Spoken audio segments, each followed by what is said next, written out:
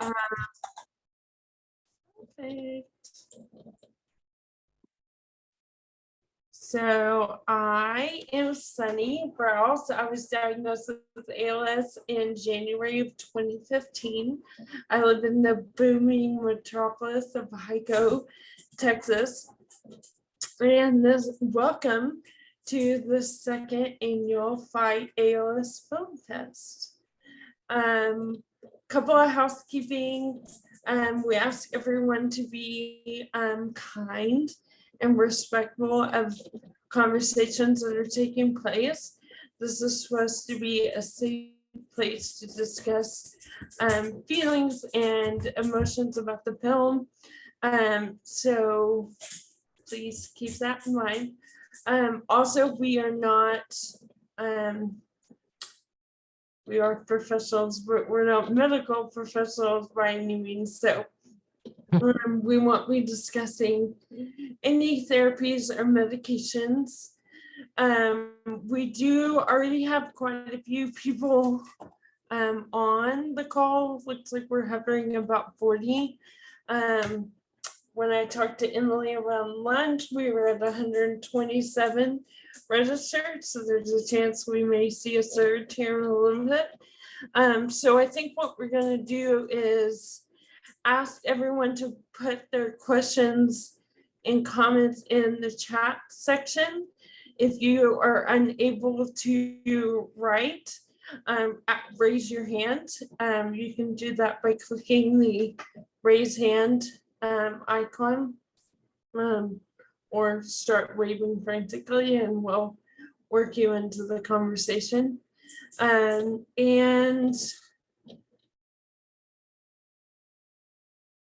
with that, I would like to say welcome and thank you for being here.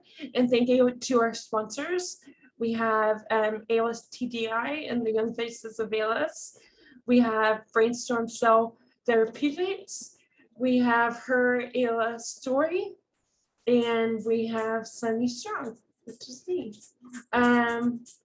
So we're going to kick this off and get the Pete's to introduce themselves, talk about, give us a rundown of the film, of Team Drea, of life in North Carolina, and then also our filmmakers, kind of the same questions.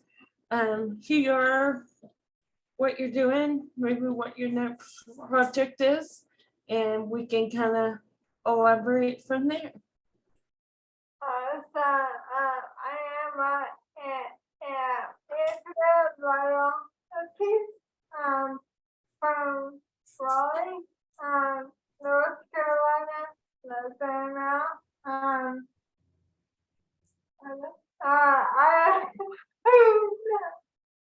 was a scientist and a husband, working in a name, and so I'm happy to have Philip here.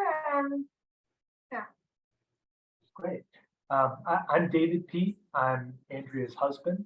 After she was diagnosed in 2014, Andrea and I started the Team Drea Foundation, which aims to raise money and awareness to cure ALS, largely through inspiring people to enjoy what their bodies can still do. We've raised over $1 million to date, and we have sometimes inspired, sometimes dragged people along to do races in honor of challenging themselves and raising money for ALS research. We are super excited to be able to share this extended trailer with you of Go On Be Brave. And with that, I will turn it over to Miriam and Brian, the very talented filmmakers who brought this film to you. Hey, I'm Miriam. I had the complete good fortune of meeting Andrea 4 years ago this last March, and it kicked off a 3.5-year journey of filming Andrea working towards this goal, and then a quick 6-month post-production process to get the film out into the world. And we are so incredibly grateful for every single one of you who have seen the 20 minutes. Some of you have gotten to see the feature, and we've heard it said over and over again that this is a community that you never want to be a part of, but you can't imagine your life without it once you're in it. And we have felt that in every step of the way. This is one of the greatest communities we've ever had the privilege of being a part of. And so thank you for having us. And then I'm Brian. I'm the other director on the project. We're also married, so Yeah. we do that together as well. And yeah, it's just such an honor for us to be here with all of you tonight. We're really excited to talk with everybody and to hear from everybody. So just excited. Awesome. We are so thankful that you guys are kicking off our month-long film festival. We had really great success last year, and this year is already shaping up to be bigger and better. So we're thankful you guys get to be our guinea pigs. So just kind of jumping right into some things. For this, we saw the extended version, like you mentioned. Can you kind of walk us through the rest of the film? Who's taking this one? Who Well, has it? I will start and to say that as you can tell, that grew I did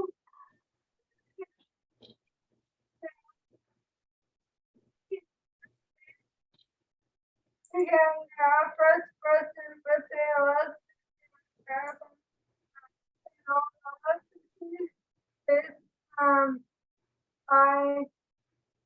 It was a wild journey that no one ever expected, at least within the process. Yeah, Brian and Miriam, do you want to talk about what happens after Hawaii and the rest of the film? Yeah, there's a whole lot of marathons, a little bit of COVID. Yeah. A lot of people connected to ALS TDI yelling at Andrea to get up hills and whatnot. I think the first 20 minutes does a really good job of laying the groundwork of kind of the themes that we end up exploring. And the themes that we end up really diving into and exploring is the unique challenges that ALS faced to Andrea completing this goal. But I think that the challenges, we've discussed often that everyone has their own marathon that they're running in life. And so that we hope that that theme of the challenges and then choosing every day to wake up and face those challenges are universal to everyone. There is a strong, incredibly beautiful theme of community, which grows within, much like the ALS community, the film just grows in its sense of community. And then the challenges that we end up facing are ones that we thought that the challenges would be one thing, given the subject matter, and then some of the biggest challenges are things that we just never saw coming, things that we weren't expecting. I don't think any of us were expecting. And so COVID being one of them. Yeah. So I think that the first 20 minutes is a really great kind of gives like a taste of those, the foundation. And then it just blows wide open. So It's very hard to describe without giving it all away. I know. And we are not going to do that, we promise. Go ahead. Something that is important is that wanted to include as many stories from other people and their community as their occurred. And I think you did a phenomenal job doing that. You and I talked on Sunday afterwards and after the screening, and I was like, man, I haven't seen B. Wayne in a long time. Now B. Wayne's been gone for almost 2 years, but to see him talking and in the film. Just one little tease for you. It was like just such heartbreaking in a good way to see their stories, names, and people that paved the way for all of us to be sitting here, recognized in the movie, for sure. Let's see. One question from the chat is, what inspired you to produce this film?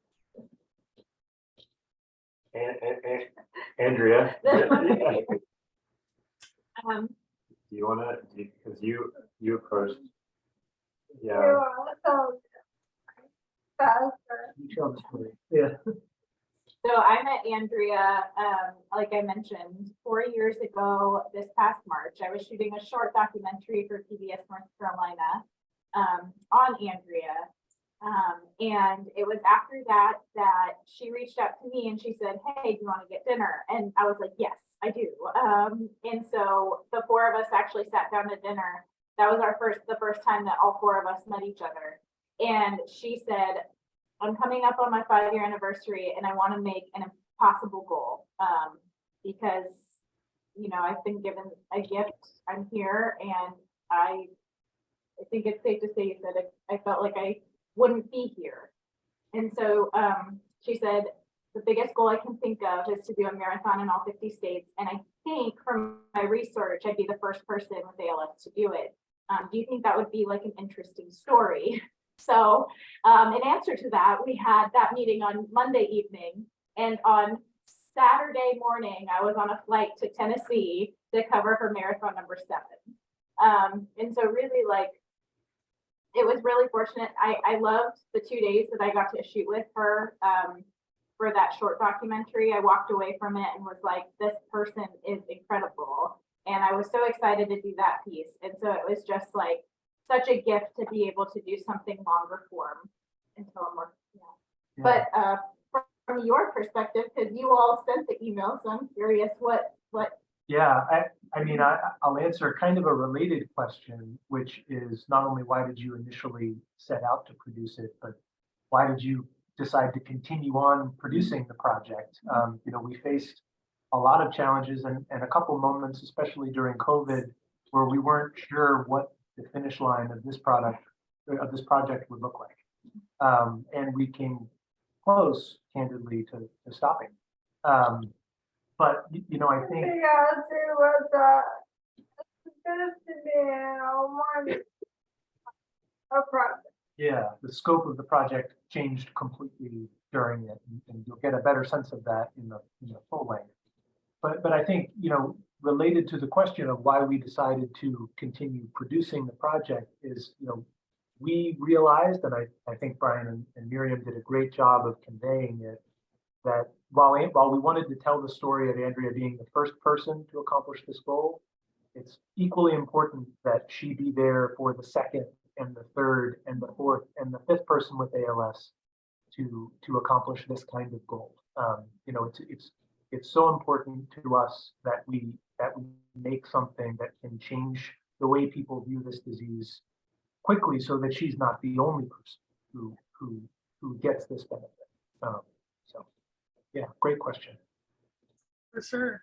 Kind of sticking with that, Allison Burrell mentioned how did COVID impact, which you kind of touched on. And then I guess you talk about coaching and being there for the other, the ones that are coming, yourself included, DB, now that you're a marathoner.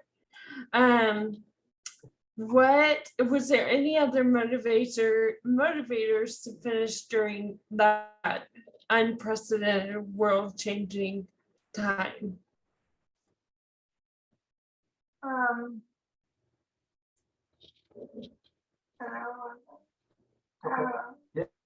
Yeah, well, so to the first part of that, you know, how did COVID affect the progression of the project? You know, as Andrea says in the full length, when we're talking to the filmmakers, you know, it's not ALS that's stopping me from doing these races. It's that all of my races are getting canceled, right? Every single opportunity that she was going to have to check a state off the list was gone by the wayside, and we really didn't know progression-wise whether she would be here for the next go-round, especially given that we didn't really know when COVID would be sunsetting and when it would be safe to travel again to take on those races. So, in answer to the question of how did COVID affect this, logistically, it affected our ability to even do the races. From a filmmaking perspective, it affected Brian and Miriam's opportunities to be anywhere near us. And mentally, I think it really affected, I'll let Andrea speak for herself, but it affected how we saw our roles in the ALS community. Speaking for myself, I think we really see this documentary and this effort as our big shot, right? We really want to make a contribution here, and something, a seemingly insurmountable mountain was popped up in the middle of that, and we didn't really know how to get around. So I don't know if you have additional thoughts on how COVID affected it. Okay. Yeah, and can you remind me, Sunny, what the second part of that question was? I'm sorry. Was there other motivators to finish? So, when I set out to do this, I realized that there was a difference between not I had been like just going to keep writing until it was I kept this up with me. So I realized that that is like living is setting goals and making long term plans, which not everyone is able to do with ALS, and I realized that. But I have that good fortune, and so I wanted to see what I could do, and just go for it. And I mean, frankly, we wanted to raise money for ALS research. That has always been my goal. From the time that I was diagnosed, I said I want to use my remaining time to make it so other people don't have to go through this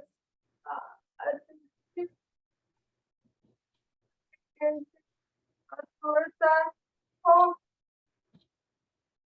So I think Andrea, you blipped out at the end of that real quick. I don't know if somebody can summarize just the last like 5 seconds of what you said.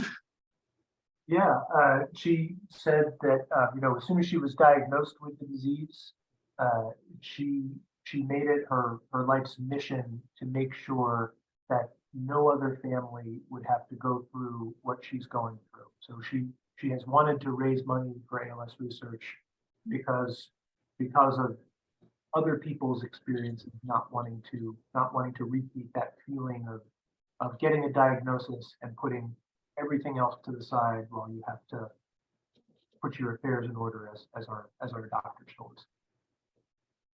Well, collectively from the group, thank you for that goal. I think we are all seeing the fruits of that labor, and we're very thankful for you being able to think outside of the box. We'll give you two a break for a second. This one is for MJ and Brian. Did filming this change your understanding of ALS, and if how so? Or if so, how? Yeah, that's a great question. We came into this project, we knew a little bit about ALS. We probably didn't know a lot about ALS.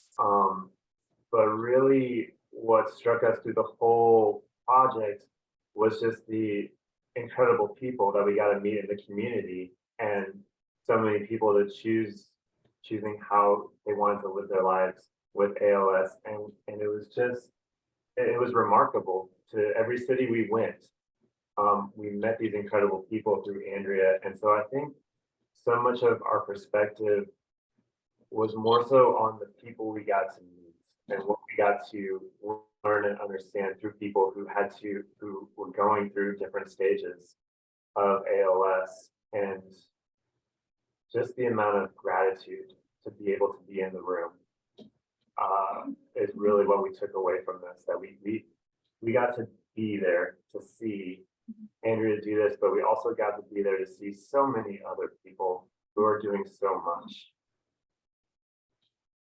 Yeah, and the fact that we filmed for 3.5 years, we filmed several people who have passed on, and that really changed our perspective on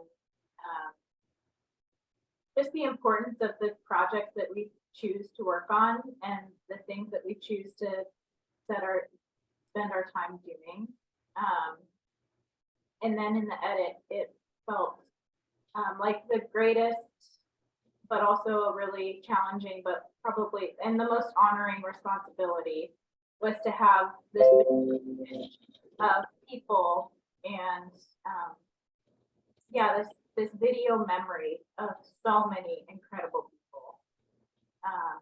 And so all I can say is that it was an absolute honor, and it completely changed, yeah, just our perspective on what film can do.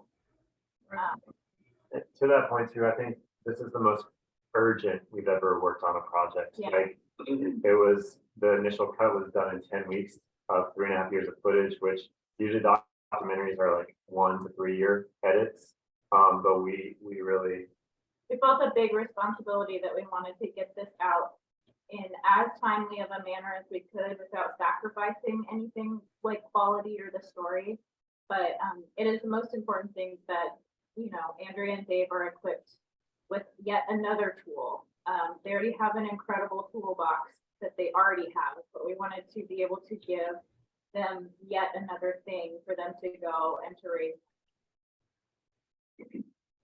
Well, and it's all the hat for you guys, right? Doing full feature length movies. It's all what? It's old. that's Oh, right. We're grizzled old. no. This is our first one, so it was definitely, I think that it being our first one, we didn't realize fully realize the insanity of the goal we had set out to do, which was to cut a film in 10 weeks. So I think our fresh believing it was possible deluded ourselves into actually doing it. So I love that. What, keeping you on the hot seat for a second, what are some of the unique challenges that this project presented from a filmmaking perspective?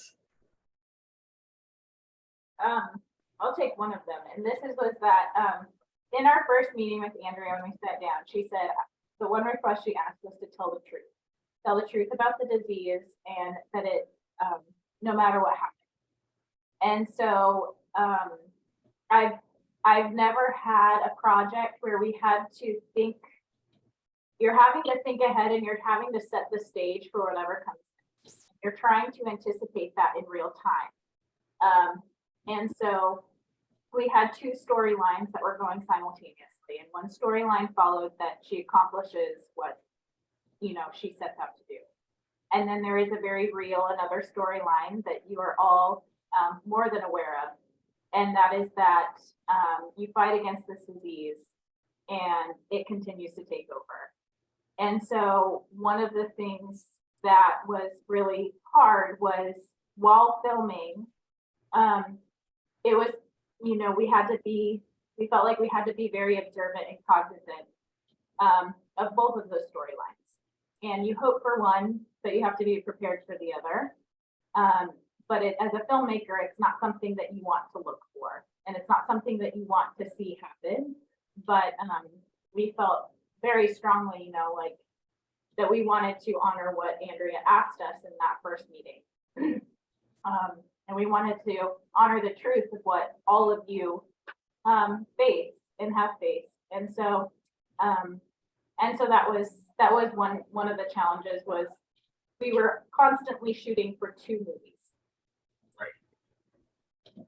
And then I think some of the other challenges, like one of the challenges was knowing where to intervene, because what Andrea was doing was risky, and there were different marathon courses that were more risky than others, and trying to be able to film, but also knowing that what she's doing is not without risk. And like, you know, in your heart, you want to help, but also you need to show the issues of accessibility. You need to show all the different things that are barriers. And so that was one of the like big challenges is finding that line. And then the other one that's a little bit more fun was just trying to keep up with Andrea. That was trying to keep up with Andrea was a huge challenge. She's constantly in motion, not just on the marathon course. in life, In life, she's constantly in motion, just trying to keep up with wherever she was going next. But also, like on the marathon course, she's on like these are all sanctioned marathons, which means there's other runners.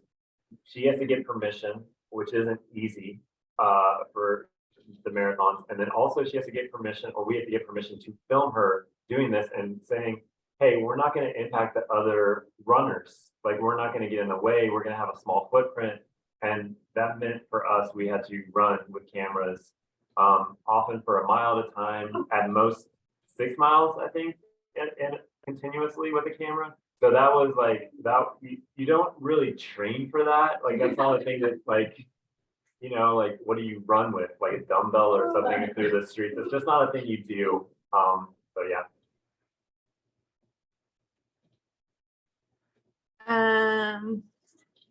Yeah, I can't imagine the running part. I would die.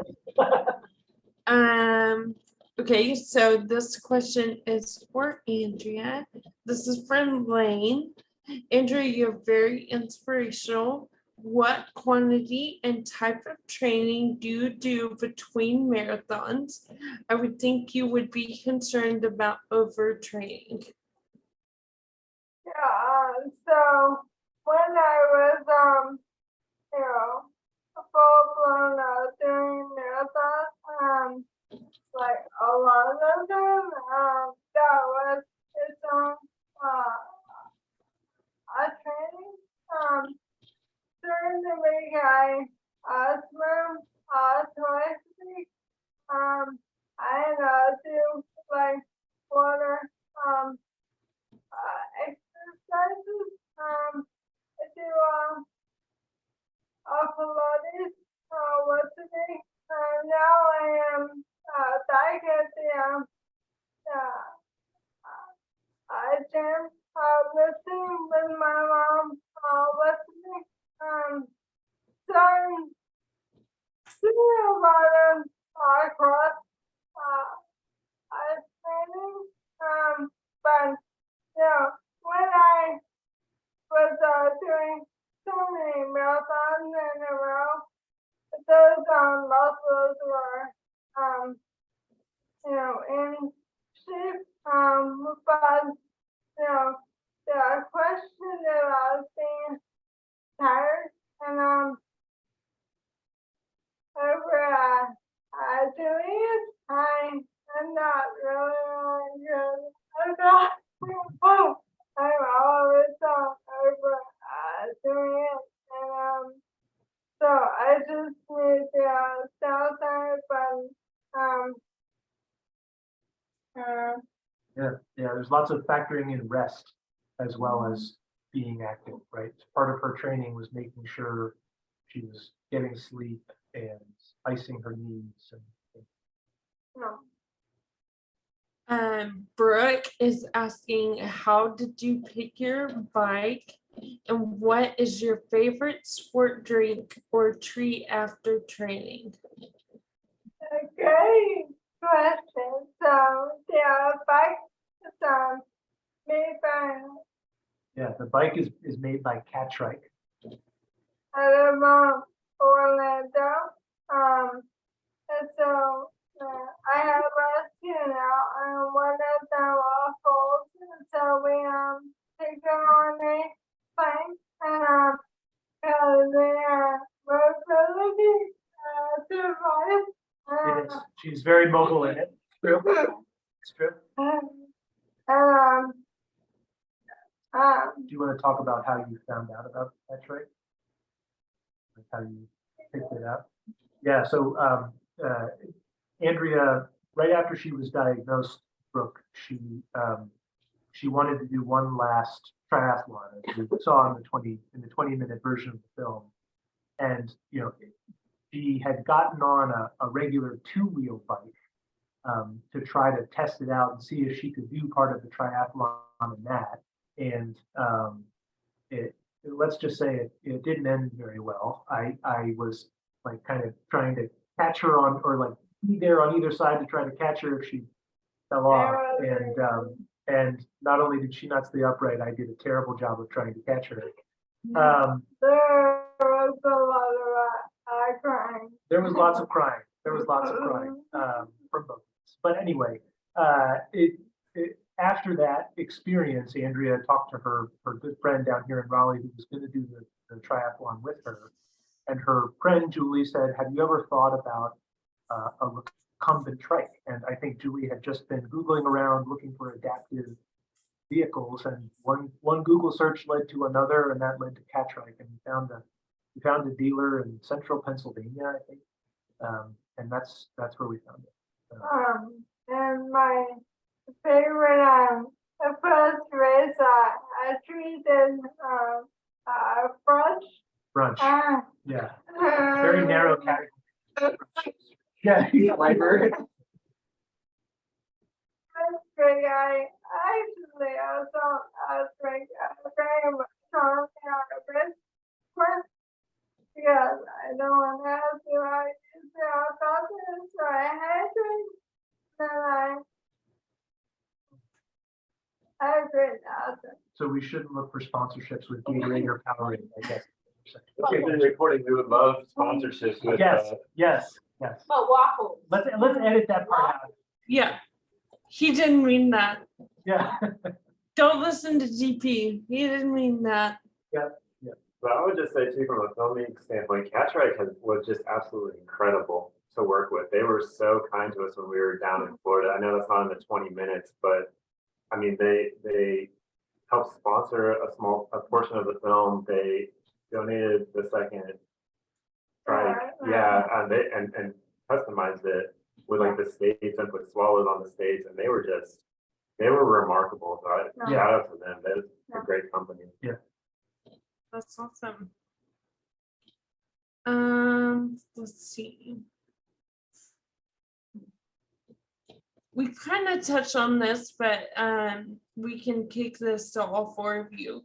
Did your focus evolve over the course of filming? Yeah, I'll start. Yes, absolutely. I came into this project hopeful. Gosh, how many words can I use? I was hopeful about the storyline that Miriam referenced earlier about seeing a story where Andrea would finish her goal. I was scared about the alternative outcome of seeing my wife's disease progress to a point where I hadn't wrapped my head around it mentally. But ultimately, I really saw the importance of bringing so many other members of the community to the forefront. So I would say to be more concise about it, the way I saw this film, I started looking inward at myself and our relationship when this project started. But I saw the broader power and impact of it as it.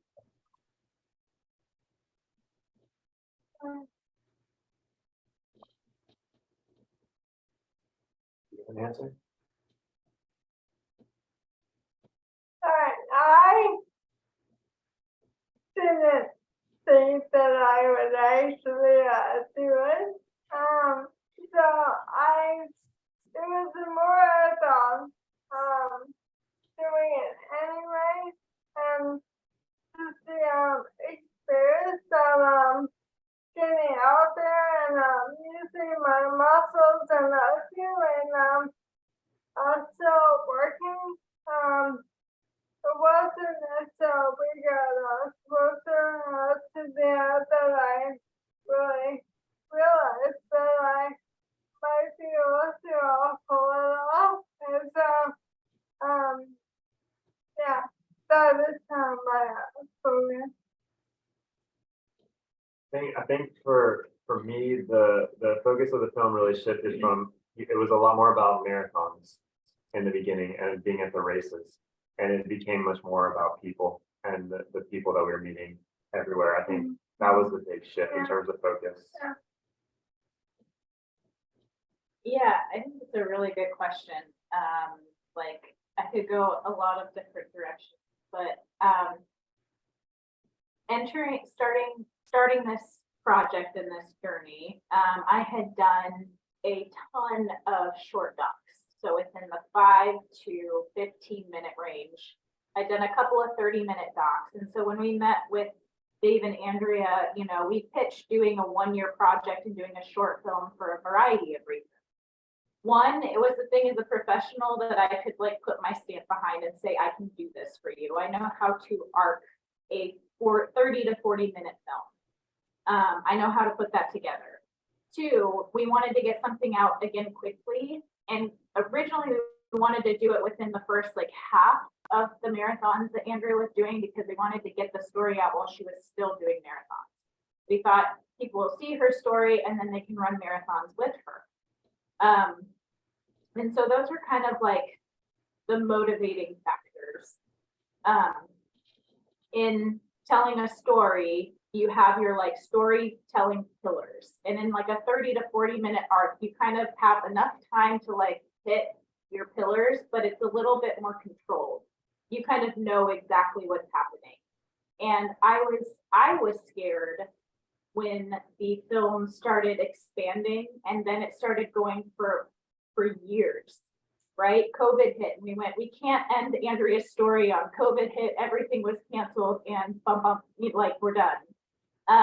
And so what ended up happening was this complete shift in my mind, where as a storyteller, instead of controlling parts of the story at all, or like trying to really anticipate where things go, I had to completely let go of control and allow things to happen, and then just trust that life is a story and that we would have the pieces to put Andrea's story, because she is so powerful. She is so, she has such a story to tell that it was our job just to be there to capture it, and that the story arc would unveil itself. So it was a complete shift in my mind as far as like the scope of the project, but how you put the project together. We're all learning important filming words today. Art, hopeful, Filler. filler. Let's see, I had one.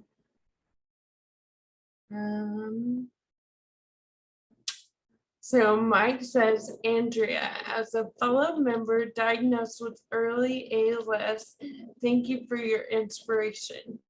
What is something that you learned that surprised even you during this experience? I didn't know that I could rebuild muscle. I really thought that when I am in the pool and swimming, that I couldn't kick earlier, and I learned that I still have the ability if I really concentrate and really train for it. That because I am like a perimeter neuron centric predominant that I still press. So that is something that I really wanted to share with the ALS community, and especially our researchers, that I feel like there is a huge this opportunity to intervene early with people and try to trace their ways they have still, then that can lead, just lead to better quality of life.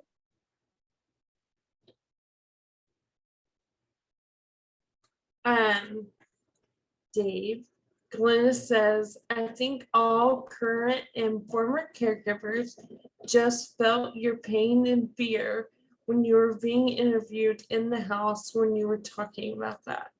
There are so many facets to this amazing film.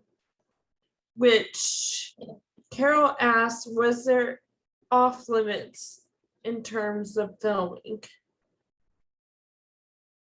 Off limits. Was there off limits? What was off limits in terms of filming? Yeah, I'm trying to think. I mean, I will say Brian and Miriam were very respectful and did not like plant cameras in our bedroom or like wake us up in the middle of the night, to watch us go to a race or something like that. I think so there were certain limitations on where and when they were in our house, obviously. But I think at the same time, we were vigilant and had a sense of when to involve them before a race or if something happens, right? So something that's in the full length, there is a race that I will not, that I won't spoil it for you, but Andrea has some physical issues in advance of a race that are unforeseen. And, we knew because we were in regular touch with Brian and Miriam to give them updates on how Andrea was feeling and what was going on with us, that we knew we had confidence that they would make a call as to when it made sense for them to be here for the film. So I think, to summarize it, but please correct me if I'm wrong, I wouldn't say there was anything purely off limits, but we were in regular contact about our lives and gave them the authority and decision to say when they needed something from us. Are there any objections to that answer? You all are smiling at each other like, yeah, DP.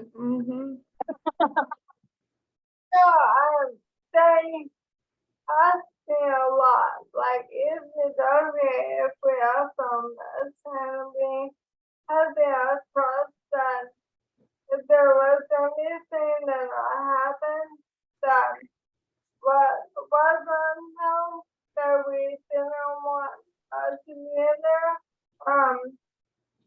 we could at least talk about it. That never happened, but just having the trust that I said a lot of stupid stuff and I said happy that I trusted that they would like tell that story, not just like gotcha for stuff like I think that Andrea and Dave kind of each answered their comfortability with questions differently at times. Andrea, I think, had become, we were around her all the time. And so actually it was less about it's interesting because it was less about what was off limits and it was actually more about the gear that we used. So at one point we shifted to a bigger camera that was technically a nicer camera, but it was very large. And Andrea told us after one day of shooting, I'm really uncomfortable with you having that large camera. It draws attention to me. I don't feel like I can be myself. And so from that point forward, we shifted to much smaller gear, which she was more comfortable with. But there were definitely different points where I think as filmmakers, it was our job to like be respectful of both of them and that to recognize that each of them, their comfortability with having cameras around, like they were each their individual person and that we needed to be aware of them as individuals and what they were willing to like allow us into or to give us in that moment. And we couldn't push, we had to respect and to push beyond what they were asking from us or, willing to would have been detrimental to the goal of the project. And so I just wanted to say it was good to work with each of you and to see that you are this wonderful power couple, but that you each have your individual, you both are individuals and you had different answers at different times. I think just adding to that, filmmaking is a documentary filmmaking, especially as you get more into long form, is extremely intimate. And I don't think it's hard to understand it when you're not, it's easy to talk about in kind of ethereal kind of ways, but until the cameras are there and things go wrong and it's stressful and all of that is that's where you learn to trust each other. And I think through this whole process we just developed this trust and this relationship that I think it's evident in the film that of how much they allowed us to film and how much they allowed us to be part of their lives and really to tell this story and to showcase it. So we also got a question about watching the preview. I think that link is still up till the end of the day today with the password. So everyone who got the Zoom link, we've been sending out the email with the login information to the Vimeo, so you can still watch it tonight. It's a 20-minute segment and it's the first 20 minutes, I think you said, correct, of the actual film. So just so that everybody knows, we're not actually watching the film on the Zoom tonight. It's we're setting it up sort of like a book club so that you would watch the film, come in, have a discussion, ask people questions. Just wanted to clarify that because I got a couple questions about it over chat. So just so everybody knows, you'll still have access to that tonight, if not through to maybe tomorrow. I don't know when we set it to end. But where can we watch the full film? Because now I want to watch the full film. Do I have to go to a film festival to watch it? And where is the next one? Mission accomplished, Mary Kay. Wanted to get you interested. Go ahead. We are continuing to apply to film festivals, which is why it's not on the streamer yet, but we are looking for distribution. So if anybody has connections to people who are distributing films, send them our way. But more importantly, the reason it's not on a streamer currently is because we will be doing a fundraising tour with this film in the summer and fall, and the money is going to research. And so Andrea and Dave are doing, and their team, giant and growing team of people, have set up more than volunteers. Yes, amazing volunteers.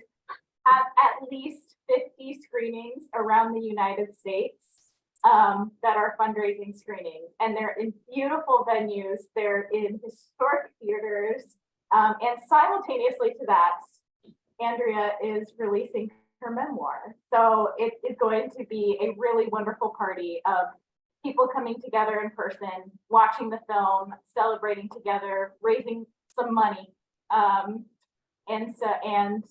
then getting to have your book as well. So I wanted to. And eventually we're hoping it'll be on a streamer. Also then, anyway, can I see it, but we want to make sure that we can raise money for research. Yeah, and the places for where those screenings will be on the film's website, which is goonbebrave.com. We are in the process of updating the list of where they'll be, the cities, the venues, and then a link to tickets as well. So be on the lookout for where those screenings will be. If you don't see your hometown or somewhere near your hometown, there's also a form that you can fill out so that you can host your own screening. And it's a quick and easy Google form that takes a couple minutes to fill out. And we can talk through a way to get you a secure access link to the film for you to bring to your community and host the screening. Also, we will be at the White House after, so the night before the day of the summit. Thanks to Jenny Dory, we are able to screen it at the Sheridan. So if you come, then you can join us all there. That's amazing.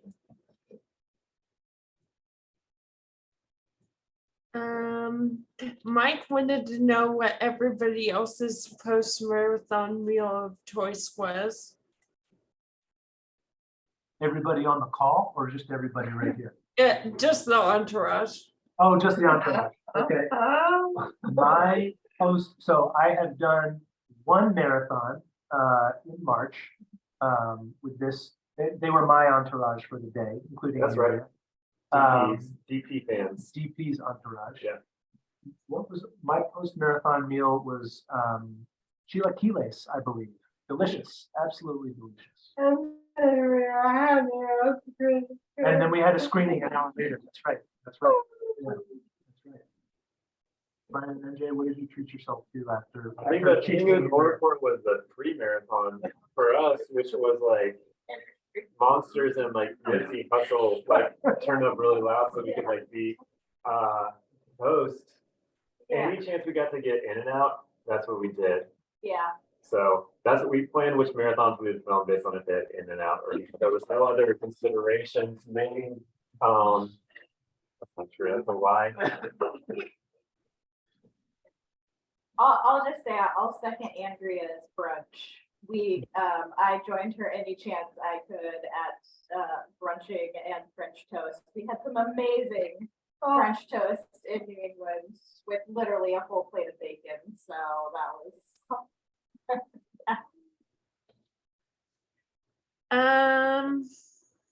I guess let's, as far as the Q&A goes, let's wrap with what do each of you want us to take away from this film?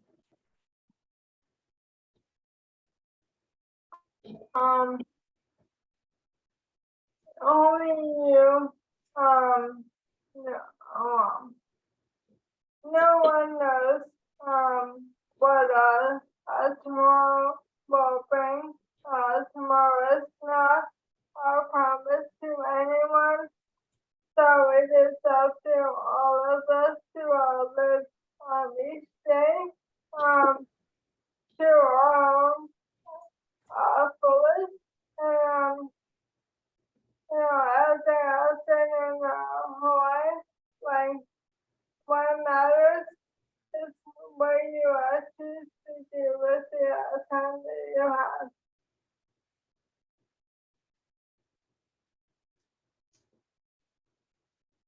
I think for me, speaking like specifically to more of the ALS community, who we really tried to make this film first and foremost for is just honestly how much we love you all and how grateful we are, and that just as so many of you cheered Andrea around the country, up hills and up marathons, we know we want to cheer you on because we know you're going to find it here, and we want to be there cheering you on, and we hope that this film can lift spirits as everyone fights to do that because it's I think I alluded to mine a little earlier when I said that, it's really important to us to recognize that everyone has their marathon in life.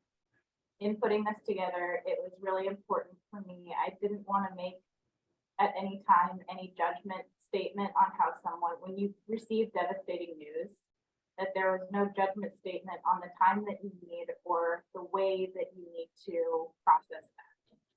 And that there's no right or wrong, but when you're ready in your time, that there's a community of people who are ready and, with open arms to welcome you and to just journey with you into the next steps of life, and that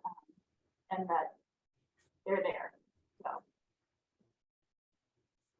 I don't know if I could say it any better than the three of them just said, other than saying, just like all of you were there for her and for me, we're there for you.